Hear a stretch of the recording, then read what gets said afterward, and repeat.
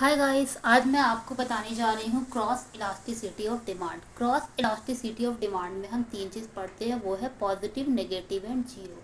Positive cross elasticity of demand क्या होती है? उसमें हमारा सब्स्टिट्यूट गुड होता है।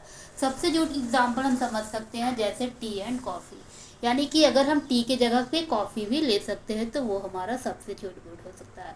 इसे हम एक डिमांड एनालिसिस यानी कि ग्राफिकल रिप्रेजेंटेशन से समझेंगे तो हमारे पे यहाँ पे देखिए P1 और P2 जो है वो है प्राइस है। किसका प्राइस है? टी का है। वहीं पे Q1 और Q2 जो है वो क्वांटिटी है। किसका क्वांटिटी है? तो कॉफ़ी का क्वांटिटी है। तो जब प्राइस हमारा बढ़ता है किसका? टी का। Whenever the price will increase of tea then the demand of coffee will be increase. जब टी प्राइस बढ़ता है किसका? टी का, तो क्वांटिटी बढ़ जाती है किसकी? कॉफ़ी की। तो इसे आप देख सकते हो और तब हमारा स्लोप जो है वो क्या होगा? अपवर्ड डायरेक्शन पे होगा। डी हमारा अपवर्ड डायरेक्शन होगा। इसी तरीके से हम लोग टेबुलर रिप्रेजेंटेशन देखेंगे कि जब हमारा प्राइस 50 था तो क्वांटिटी डिमांडेड ऑफ कॉफ़ी यानी कि 50 रुपीज़ टी का जब प्राइस था तो क्वांटिटी डिमांडेड जो थी वो 100 रुपीज़ थी। लेकिन जैसे ही प्राइस इंक्रीज कर गई, P1 से P2 हो गई यानी कि 50 से 100 हो गई, तो क्वांटिटी डिमांडेड किसकी बढ़ गई? कॉफ़ी की बढ़ गई।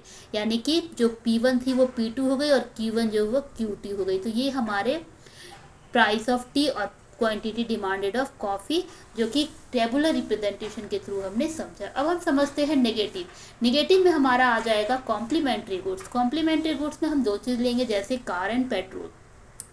अब हम इसे ग्राफिकल रिप्रेजेंटेशन में देखेंगे। When ever the price of petrol will be increase the quantity demanded will be decrease. Quantity demand क्या होगी? डिक्रीज होगी। किसकी डिक्रीज होगी? तो कार की डिक्रीज होगी।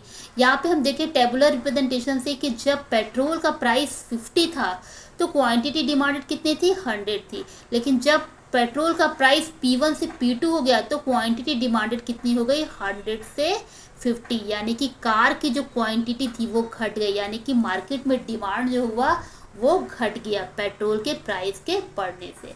नेक्स्ट हमारा हो गया जीरो, यानी कि जो कि not related to each other, यानी कि दोनों एक दूसरे से जो रिलेटेड नहीं है। यहाँ पे जैसे पेन और बुक, ये दोनों एक से रिलेटेड नहीं है। तो पेन का प्राइस अगर P1 से P2 यानी बढ़ता है या घटता है P3, तो बुक का क्वांटिटी डिमांड वही होगा, यानी कि उससे बुक पर कोई भी असर नहीं पड़ेगा। I hope you all of you understand cross elasticity of demand. मैंने एक बहुत ही छोटे वीडियो में इसे समझाया है। I hope you all of you understand. If you have any problem you can write in the comment. Thanks and thanks for watching.